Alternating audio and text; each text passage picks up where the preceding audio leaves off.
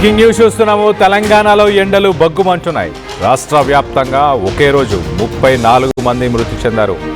సంగారెడ్డి జిల్లాలో మృతి చెందింది 8 ఏళ్ల ఒక చిన్నారి కీర్తన.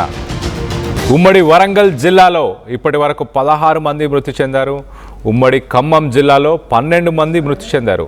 ఒక 8 ఏళ్ల చిన్నారి చనిపోయిందంటే అర్థం చేసుకోండి ఎండ తీవ్రత ఎంతగా ఉందో. మీ పిల్లలని సమ్మర్ హాలిడేస్ కదా అని బయటికి ఆడుకోవడానికి పంపించారా?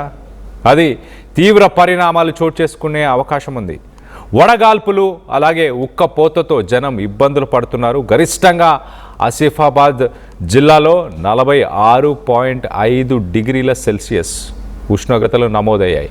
మంచిర్యాల జిల్లాలో 46.4 డిగ్రీల ఎండ. నిర్మల్ జిల్లాలో కూడా 46.3 డిగ్రీల ఉష్ణోగ్రతలు నమోదయ్యాయి. ఆదిలాబాద్ జిల్లా జైనాథ్లో 46.2 డిగ్రీల టెంపరేచర్. వరంగల్, హన్మకొండ, ఉమ్మడి వరంగల్ జిల్లాలో కూడా ఇలాంటి పరిస్థితులే నెలకొని ఉన్నాయి. వరంగల్లో అలాగే హన్మకొండలో 46 డిగ్రీల ఉష్ణోగ్రతలు నమోదయ్యాయి. గరిష్ట ఉష్ణోగ్రతలు పెరుగుతున్నాయి. దానివల్ల మృతుల సంఖ్య కూడా పెరుగుతుంది. ఎండ తీవ్రత చాలా ఉండడం, మరి ముఖ్యంగా ఉత్తర తెలంగాణకు సంబంధించిన జిల్లాలు ఆదిలాబాద్, నిర్మల్, నిజామాబాద్, మంచిర్యాల, అలాగే కరీంనగర్, వరంగల్ ఈ జిల్లాలలో మరి ముఖ్యంగా ఎండ తీవ్రత చాలా ఎక్కువగా ఉన్నట్టు తెలుస్తుంది. 8 ఏళ్ల ఒక చిన్నారి సంగారెడ్డిలో చనిపోవడం జరిగింది. ఆ 8 ఏళ్ల చిన్నారి చనిపోవడంతో ఒక్కసారిగా విషాద ఛాయలు నెలకొని ఉన్నాయి. మీ పిల్లలని జాగ్రత్తగా చూసుకోండి. ఎండాకాలం అవ్వడంతో సమ్మర్ హాలిడేస్ వల్ల వాళ్ళని బయటికి ఆడుకోవడానికి పొద్దున 11 గంటల నుంచి సాయంత్రం 4 గంటల మధ్య ఎట్టి పరిస్థితుల్లో బయటికి పంపించకండి అంటూ ఆరోగ్య శాఖకు సంబంధించిన అధికారులు చెప్పుకొస్తున్నారు.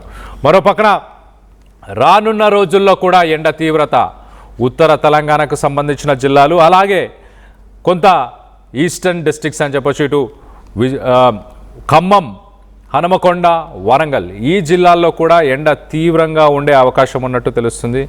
ఒకసారి ఈ ఎండ తీవ్రతకు సంబంధించి మంచిర్యాల జిల్లా కలెక్టర్ కుమార్ దీపక్తో మా ప్రతినిధి Ravi Nayak face to face.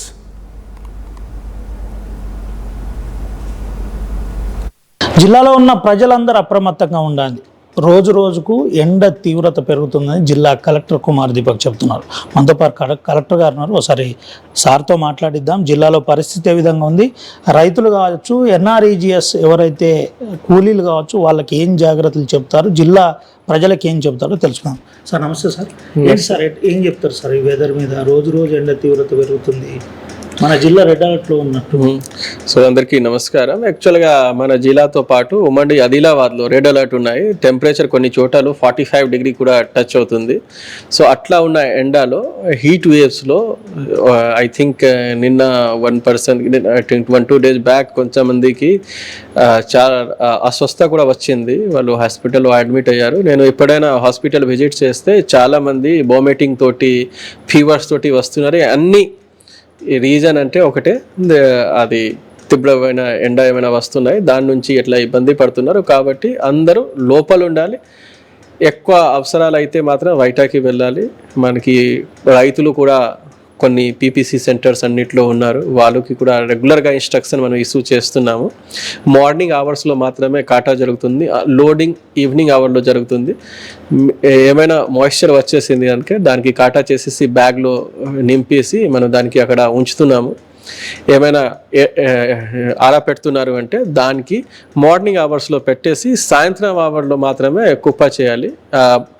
పర్టికులర్గా 9 to 5 వరకు బయట రాకుండా మనం చూడాలి. ఈజీఎస్ దాంట్లో కూడా మార్నింగ్లో అర్లీగా స్టార్ట్ చేసేసి ఎండ రాకముందే మన పని పూర్తి చేసుకొని వెళ్తున్నారు. సో దానికి సంబంధించిన ఈజీఎస్ వర్కర్స్కి అక్కడ ఓఆర్ఎస్ ప్యాకెట్ సంబంధించిన, వాటర్ సంబంధించిన, సెడ్ సంబంధించిన అన్ని రకాల ఏర్పాటు కూడా చేయడం జరిగింది. రెగ్యులర్గా దాని గురించి రివ్యూ కూడా జరుగుతుంది. మన హాస్పిటల్స్లో కూడా ఓఆర్ఎస్ ప్యాకెట్ ఉండవచ్చు, ఫ్లూయిడ్స్ ఉండవచ్చు, అన్ని రకాల మెడిసిన్స్ ఎండ కోసం నుంచి ఏమైనా ఉంటుంది అంటే దానికి సంబంధించిన కూడా అన్నీ పెట్టడం జరిగింది. అన్ని చోట్ల డాక్టర్స్ అందరూ కూడా ఉన్నారు. ఎప్పుడో ఏమైనా అట్లా హీట్ వేవ్స్ సంబంధించిన ఏమైనా ఇష్యూ వచ్చింది అంటే ఇమీడియట్గా ఏమి చూడకుండా డైరెక్ట్గా కన్సర్న్ లోకల్లో ఉన్న డాక్టర్స్కి పిఎస్సిలో ఉండవచ్చు, సబ్ సెంటర్లో ఉండవచ్చు, సిహెచ్సిలో ఉండవచ్చు. ఇమీడియట్గా అక్కడ వెళ్ళాల్సింది. వాళ్ళు చెక్ చేసేసి వాళ్ళు లెవెల్లో మేనేజ్ అయితే చేస్తారు, లేకపోతే ఇమీడియట్గా మన దగ్గర రెఫర్ చేస్తారు. అన్ని రకాల మనము మన జిల్లా లెవెల్లో మేనేజ్ చేయగలుగుతాం. జిల్లా ప్రజలకు ఏం చెప్తారు సార్ ఈ ఎండలను ఉద్దేశించి మీరు ఇచ్చే జాగ్రత్త?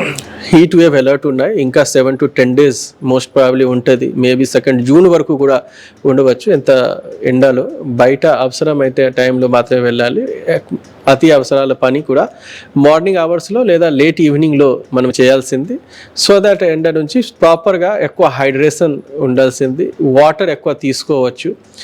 దాంతోపాటు ఎప్పుడైనా ఏమైనా ఇష్యూ వస్తుంది అంటే ఇమీడియట్గా డాక్టర్స్కి చూపించాలి. అనవసరంగా ఇది లూజ్ మోషన్ ఆర్ ఈ ఫీవర్ సంబంధించిన కొన్నిసారి కొంచెం నెగ్లిజెంట్గా అవుతారు. ఇది దానికి ఎండతోటి ఏం సంబంధం లేవు, కానీ these are all symptoms. Joint pain, చాలా టైర్డ్నెస్, అట్లా అన్ని రకాల ఇట్లా సిమ్టమ్స్ కూడా ఉన్నాయి. సో దానికి ఇమీడియట్గా అట్లా ఏమైనా ఇష్యూ వస్తే, మంచిగా కనిపించట్లేదు, మంచిగా ఆరోగ్యం మంచిగా లేవు అంటే ఇమీడియట్గా డాక్టర్కి చూపించాలి. మన జిల్లాలో అన్ని పిఎస్సిలో, సిఎస్సిలో, గవర్నమెంట్ మెడికల్ కాలేజ్ అండ్ హాస్పిటల్స్లో అండ్ సబ్ సెంటర్లో కూడా అన్ని రకాల దాని గురించి ఇన్ఫర్మేషన్ ఇస్తున్నాం. అన్ని రకాల ట్రీట్మెంట్స్ ఉన్నాయి, అక్కడ ఇమీడియట్గా చూపించాలి. Right sir, thank you. ఇదే పరిస్థితి, అందరు అప్రమత్తంగా ఉండాలి. ఇంకా 10 నుంచి 15 రోజుల పాటు ఇలాంటి పరిస్థితి ఉండబోతుంది. సొంత వైద్యమద్దు, ఖచ్చితంగా ఏదైనా సమస్య ఉంటే వెంటనే మీరు సంబంధిత వైద్యాధికారికి సంప్రదించండి అని జిల్లా కలెక్టర్ చెబుతున్నారు. అయితే ఇప్పటికే అన్ని ఏర్పాట్లు చేశాం, ఎవరికి ఇబ్బంది లేకుండా చూస్తున్నాం, ముఖ్యంగా రైతులకు సౌకర్యాలు కల్పించే ప్రయత్నం చేస్తున్నామని జిల్లా కలెక్టర్ కుమార్ దీపక్ చెబుతున్నారు. Vote studio.